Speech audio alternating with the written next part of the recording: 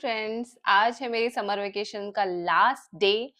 तो आज के व्लॉग में आपको मैं मेरा समर वेकेशन का ये लास्ट डे दिखाऊंगी और कैसे मैं प्रिपेयर करूंगी मेरी कल के स्कूल के लिए। और अभी तो बिल्कुल भी छुट्टियों में दिमाग बिल्कुल स्टक हो गया है, बिल्कुल चल नहीं रहा है, तो फटाफट से कॉफी पियेंगे और फिर प्लान करेंगे हमारे कल के वर्किंग लाइफ के बारे में। तो चलिए शुरू करते हैं।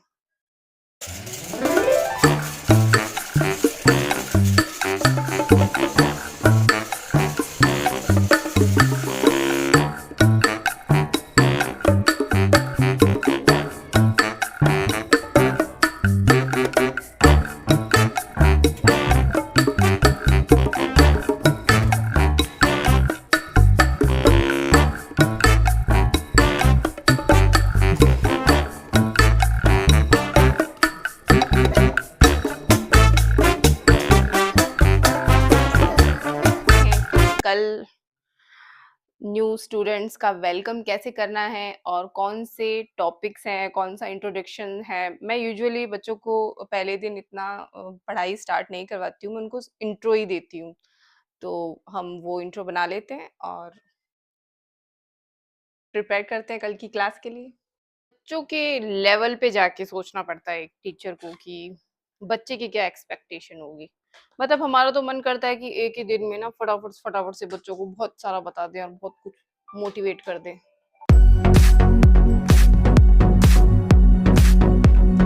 मैं पढ़ाती हूँ क्लास 11th एंड 12th को, English compulsory and literature both. तो उन क्लासेस के लिए मुझे प्लान बनाना है। इस बार क्या हुआ कि हमारे स्कूल्स जल्दी ओपन हो गए। वैसे तो जनरली गवर्नमेंट स्कूल्स जो हैं वो जुलाई में ओपन होते हैं और पढ़ाई भी जुलाई से ही स्टार्ट होती है, बट इस बार सेशन थोड़ा जल्दी कंप्लीट हो गया और फर्स्ट टेस्ट भी हमारे कंप्लीट हो चुके हैं, न्यू क्लासेस हमारी रन हो चुकी है। तो इतना न्यू तो नहीं है, सिलेबस वगैरह बच्चों को इंट्रोड्यूस करवाया हुआ है, बट स्टिल क्या होता है कि जब गैप आ जाता है ना तो बच्चे भूल जाते हैं। तो उनको एक बार फिर से 1-2 दिन तो रिमाइंड करवाना पड़ेगा कि हम कहाँ थे, क्या कर रहे थे और कितना वो टच में रहे हैं, नहीं रहे हैं। जो भी उनको वर्क दिया गया था समर हॉलीडेज में वो उन्होंने किया है या नहीं। एक ना मैंने ये चीज़ भी देखी है बच्चों में कि बच्चे ना पासबुक से पढ़ना प्रेफर करते हैं इंग्लिश में, और अदर है ना जो भी सब्जेक्ट होते हैं तो उनको क्रिटिसाइज करते हैं कि पासबुक से नहीं पढ़ना चाहिए। बच्चों ने यही सीखा होता है कि पासबुक से नहीं पढ़ना चाहिए, बट मुझे लगता है कि इंग्लिश में ना बच्चों को पासबुक से पढ़ लेना चाहिए, बिकॉज वो एक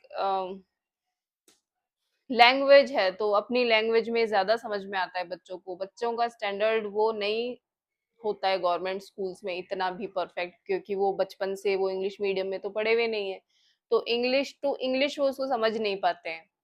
तो पासबुक से क्या है कि अगर स्मार्टली यूज करें ना तो पासबुक कोई बुरी चीज नहीं है। आप उसको ट्रांसलेशन के लिए या डिफिकल्ट वर्ड के मीनिंग्स देखने के लिए या क्वेश्चन का आंसर कैसे फ्रेम करना है, और इन सबसे ज्यादा जरूरी ग्रामर और राइटिंग के पोर्शन के लिए, सीन और अनसीन पैसेजेस के एग्जांपल्स के लिए आप पासबुक की हेल्प ले सकते हो। बिकॉज क्या है, सिलेबस में सिर्फ बुक्स होती हैं, 2 बुक होती है, और 2 बुक्स के अलावा ग्रामर के लिए कोई अलग से बुक नहीं है। ना ही आप जैसे राइटिंग का जो सेक्शन है जिसमें कोई ऐसे है, कोई आर्टिकल है आपको लिखना है, या फिर आपको पैसेज की प्रैक्टिस करनी है कि कैसे अटेंड करना है, तो उसके लिए अलग से कुछ भी सिलेबस में ऐड नहीं है। और वो पता नहीं क्यों नहीं, इसकी कमी मुझे हमेशा ही महसूस होती है कि जैसे ग्रामर का पोर्शन भी है तो बच्चे को एग्जाम्पल्स चाहिए होते हैं ताकि वो बार बार प्रैक्टिस कर सके। एग्जाम्पल छोड़ो, डेफिनेशंस भी कहाँ है, और कुछ भी गाइडेंस जो है वो बुक से नहीं मिल रहा है। तो जो बुक्स का पोर्शन है ना वो एक पार्ट ऑफ द सिलेबस है, और अदर जो चीजें हैं वो बहुत ज्यादा है। सिलेबस इसका 4 पार्ट्स में डिवाइडेड होता है इंग्लिश का, तो बुक्स का उसका एक पार्ट है, बाकी के 3 पार्ट के लिए आपने कुछ प्रोवाइड ही नहीं किया। आपने कोई बुक, क्या होता है कि जो थ्योरी सब्जेक्ट होता है ना वो बच्चों को जो क्वेश्चंस होते हैं वो थ्योरेटिकल पार्ट में से पिक करने होते हैं, जैसे कि पॉलिटिकल साइंस है, हिस्ट्री है, या जो भी सब्जेक्ट है जिनके चैप्टर में से क्वेश्चंस आने हैं, सिर्फ क्वेश्चंस आने हैं, उनका कोई ग्रामर का, राइटिंग का, कोई भी कॉम्प्रिहेंशन का पोर्शन नहीं है, तो बुक सफिशिएंट होती है। आप बुक पढ़ लो और आपने चैप्टर अच्छे से रीड कर लिया है तो आप समझ के वो आंसर बना सकते हैं। इंग्लिश में ऐसा नहीं है। इंग्लिश में आप चैप्टर है, आप पोएम है, आप पढ़ लो, लेकिन आप उसमें से आंसर कैसे खुद बनाएंगे? आपको कोई गाइडेंस चाहिए होगा, या तो टीचर आपको वो आंसर ब्रीफ करे, आपको लिखवाए, आप खुद उस आंसर को बना लो तो बहुत ही अच्छी बात है। लेकिन हमारी कोशिश ये रहती है कि हर बच्चा कंफर्टेबल हो, हम उसको जो पढ़ा रहे हैं वो हर लास्ट बच्चे तक को भी आए।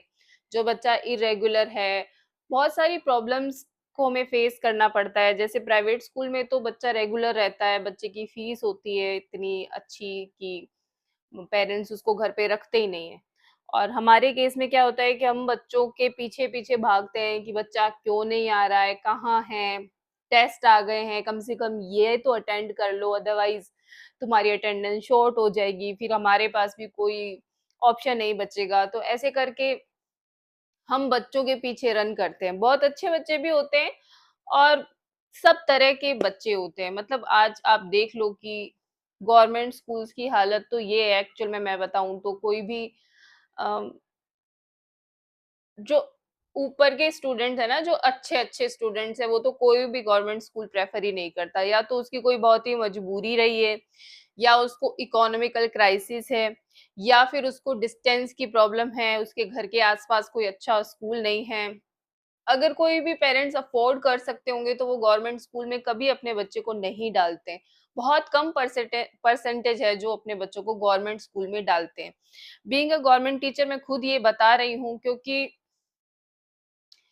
इस तरह के बच्चे अगर हमारे पास भी आ जाए ना जो प्राइवेट स्कूल्स में जाते हैं, तो हमें भी एक जो एक्स्ट्रा एफर्ट्स करने पड़ते हैं ना, हमें बहुत ज्यादा जो एफर्ट डालने पड़ते हैं, वो किसी को नहीं दिखते। बस वो जो प्राइवेट स्कूल की चमक-धमक, उनके रिजल्ट्स वो सब दिखते हैं, लेकिन ये कोई नहीं देखता कि वहाँ के बच्चे कैसे बैकग्राउंड से आ रहे हैं, उनके पेरेंट्स कितने अवेयर हैं, उनके पास कितनी फैसिलिटी है, वो कितने कैपेबल हैं इकोनॉमिकली, वो अपने बच्चों पे ध्यान भी देते हैं। और हमारे मोस्टली वंचित वर्ग के बच्चे होते हैं जो अफोर्ड नहीं कर सकते हैं हर तरह की फैसिलिटी, एंड इनफैक्ट वो खुद भी इतने अवेयर नहीं होते हैं कि हमें कोई पढ़ा रहा है तो वो उसमें उसका नहीं हमारा ही फायदा है। वो हमारे पीछे पीछे भाग रहा है, हमें 10 तरह के लाभ बता रहा है, हमें कैप्चर कर करके क्लास में बिठा रहा है, हमें सहूलियत दे रहा है। तो क्या पता इनका ही कोई फायदा होगा। हमारा कोई फायदा नहीं है, फायदा आपका ही है अगर आप पढ़ते हैं तो। बट सिस्टम की भी कुछ खामियां हैं, बहुत चीजें मैं आगे आपसे शेयर करती करूंगी धीरे धीरे। बट ऑल एंड सोल मैं ये बात जरूर कहना चाहूंगी कि पासबुक का जो हवा है इंग्लिश के लिए, वो इतना मत बनाइए कि पासबुक की हेल्प नहीं लेनी है। आजकल तो इंटरनेट का जमाना है, आप गूगल की हेल्प लेते हैं ना, आप चैट जीपीटी की हेल्प लेते हैं, तो फिर आप पासबुक की हेल्प क्यों नहीं ले सकते? पासबुक एक बायलैंग्वेज जो है, चीजें जो आपको वो लैंग्वेज में नहीं अगर समझ में आ रहा है तो वो आपको हिंदी में चैप्टर वो पूरा लिखा हुआ होता है, तो उसको पढ़ के आप समझ सकते हैं। हालांकि पासबुक की जो लैंग्वेज होती है वो अम, इतनी अच्छी नहीं होती, मतलब समझने वाली लैंग्वेज नहीं होती। अगर आपको कह दे कि आप घर पे बैठ जाओ, पासबुक ले लो, बुक ले लो, पढ़ लो, आपको स्कूल जाने की जरूरत नहीं है, तो नहीं, आपको नहीं समझ में आने वाला है। उसकी लैंग्वेज बिल्कुल ऐसे टेक्निकल टाइप की लैंग्वेज होती है कि जो इंग्लिश में लिखा है उसको एज इट इज, जैसे डबिंग नहीं होती है कि कोई ओरिजिनल लैंग्वेज में कोई मूवी बनी है और उसको आपने डब कर दिया तो उसका जो एसेंस है वो चला जाता है। तो वही बात है कि एसेंस जो है वो समझाने के लिए आपको टीचर की जरूरत पड़ेगी। लेकिन अगर आपने कोई क्लास मिस कर दी है, या आप उस वक्त आपका माइंड है वो क्लास में नहीं था, या किसी भी रीजन से बहुत दिन हो गए आपको याद नहीं है, तो आप पासबुक की हेल्प से वो चीज रिमाइंड कर सकते हैं। और ग्रामर, एग्जाम्पल्स, राइटिंग्स, इनके लिए तो पासबुक बेस्ट है मैं तो कहूंगी। क्योंकि आप कितने लेटर है वो बोर्ड पे लिखवा के बच्चों को बता दोगे? आप 4-5 से ज्यादा नहीं लिखवाओगे। और बोर्ड क्लासेस में तो कुछ भी कहीं से भी बन के आ सकता है, तो आप बच्चे को बनाना भी सिखा दोगे, लेकिन फिर भी उसको थोड़ा बहुत आइडिया होना चाहिए कि अच्छा इस टॉपिक पे आएगा तो मुझे कैसे लिखना है। बहुत सारे एसेज होते हैं, बहुत सारी स्टोरीज, एप्लीकेशंस, ईमेल्स, बहुत सारे होते हैं, तो इतने सब बच्चों को लिखवाना पॉसिबल नहीं होता है और पासबुक में क्या है कि एक जगह बच्चे को सारा मिल जाता है। तो इंग्लिश के लिए तो मैं नहीं मानती कि एक रेफरेंस बुक इतनी बुरी है जितनी अदर सब्जेक्ट के लिए मानी जाती है। हमारे एक बार एक प्रिंसिपल होते थे, उन्होंने हमारी स्कूल में पासबुक को बैन कर दिया था कि कोई भी पासबुक लेकर के नहीं आएगा।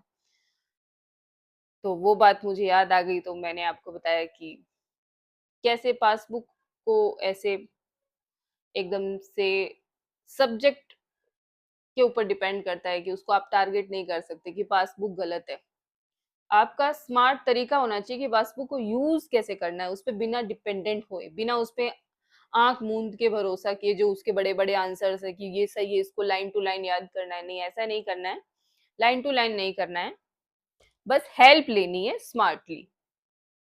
एक अंतर मुझे, जब मैं ये प्लान बना रही हूँ तो मुझे एकदम से माइंड में हिट हुआ कि प्राइवेट स्कूल्स में क्या होता है कि जब बच्चे स्कूल आते हैं ना, तो पहले से प्रिपेयर होते हैं, उनकी बुक्स पे कवर चढ़े हुए होते हैं, उनकी नोट बुक्स पे स्टिकर्स लगे हुए होते हैं और वो वेल प्रिपेयर्ड होते हैं कि जाके पढ़ना है। और गवर्नमेंट स्कूल में क्या होता है कि बुक्स है वो फ्री में मिलती है, तो जब वो आगे से हमारे पास पहुंचती है तब हम डिस्ट्रीब्यूट करते हैं, तो इस प्रोसेस में भी थोड़ा टाइम लगता है। ऐसा नहीं होता है कि आज स्कूल खुली है और बच्चे के हाथ में बुक है। और एडमिशन्स भी हैं वो काफ़ी टाइम तक चलते हैं, काफ़ी लंबे चलते हैं। जैसे एडमिशन के लिए हम लोगों को प्रोग्राम्स होते हैं, वीकली 10 डेज़ के प्रोग्राम्स होते हैं, जिसमें टीम बना कर के हम लोग घर-घर जाते हैं और लोगों को अवेयर करते हैं कि हमारी स्कूल में क्या-क्या फैसिलिटीज़ है और आपको क्यों अपने बच्चों को हमारी स्कूल में या किसी भी सरकारी स्कूल में भेजना चाहिए। तो ऐसे करके हम अपना जो एनरोलमेंट है स्कूल का वो बढ़ाते हैं। तो इसके कई सारे फेजेज़ होते हैं, 3-4 फेजेज़ इसके चलते हैं, जो अब जुलाई में भी फेज़ चलेगा। तो ऐसे एडमिशन चलते रहते हैं और बच्चे ऐड होते रहते हैं और बुक्स डिस्ट्रीब्यूट होती रहती है। तो कुछ बच्चों के पास बुक है, कुछ बच्चों के पास नहीं है। कुछ बुक्स हमें आगे से मिली हैं, कुछ बुक्स हमें मिली नहीं है। कई बार जैसे लिटरेचर भी मैं पढ़ाती हूँ, तो इंग्लिश लिटरेचर की बुक्स तो कई बार ऐसा होता है कि पूरे साल ही अवेलेबल नहीं होती है। तो ये भी बहुत बड़ा चैलेंज है कि बिना बुक के बच्चों को पढ़ाना, या 3-4 बच्चों के पास 1 बुक है तो शेयर करके पढ़ना, ये भी चीज़ें हमारी स्कूल में होती है। तो मैंने डिसाइड किया है कि कल तो मैं ग्रामर स्टार्ट करूँगी क्लास 11 के लिए, तो जिसकी मैं क्लास टीचर भी हूँ। वैसे हमारे स्कूल में 11th के काफ़ी सेक्शंस हैं, एफ तक सेक्शन है हमारे 11th के।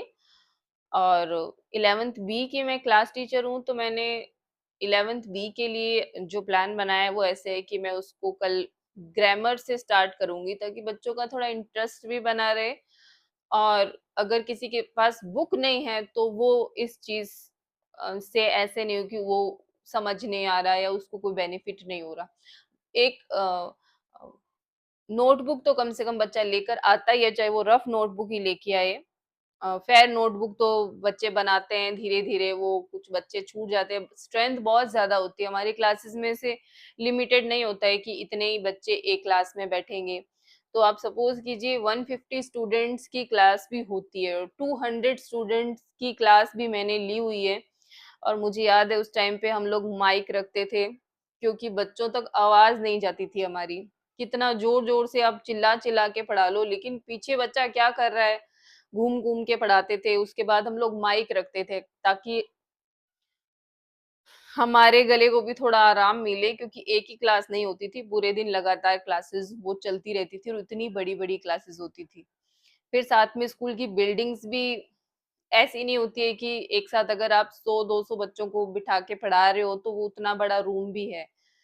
तो बहुत सारे चैलेंजेस हैं। जैसे-जैसे वो आगे क्लासेस लगेंगी मेरी और मैं आपसे बातचीत करूँगी तो आपको बताती जाऊँगी कि कैसी प्रॉब्लम्स को हमें फेस करना पड़ता है।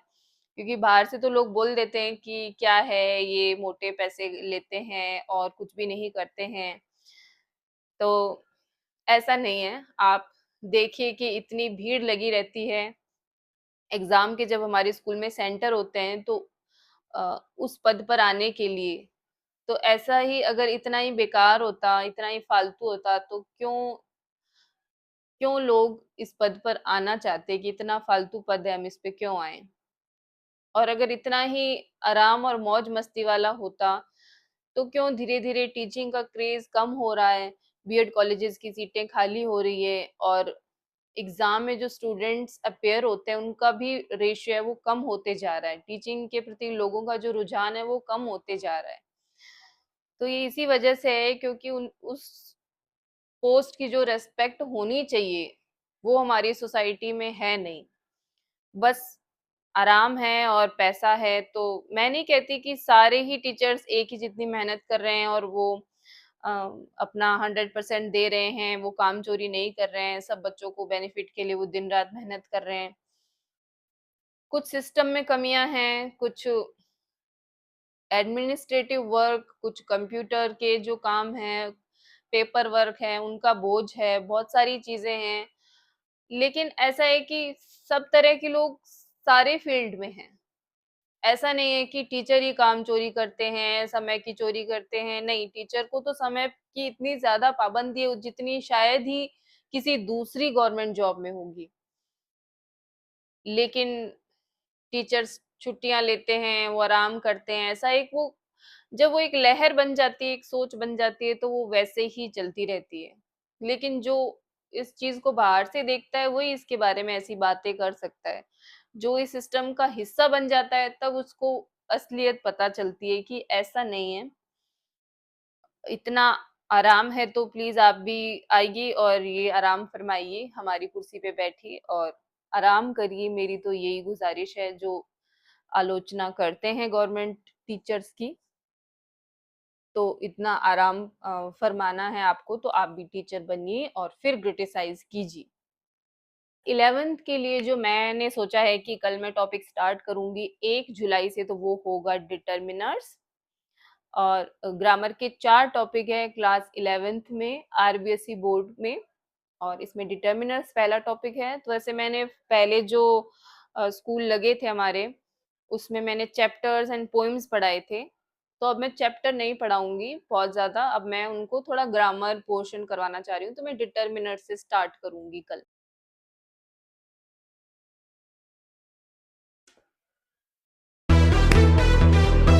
मुश्किल है आदम। ऑलमोस्ट सारा काम कंप्लीट हो चुका है और अब हो गया सोने का टाइम। तो देखते हैं कल का दिन कैसा रहता है। मिलते हैं नेक्स्ट व्लॉग में, तब तक के लिए बाय। वीडियो अच्छा लगा हो तो लाइक कर देना, चैनल को सब्सक्राइब कर देना।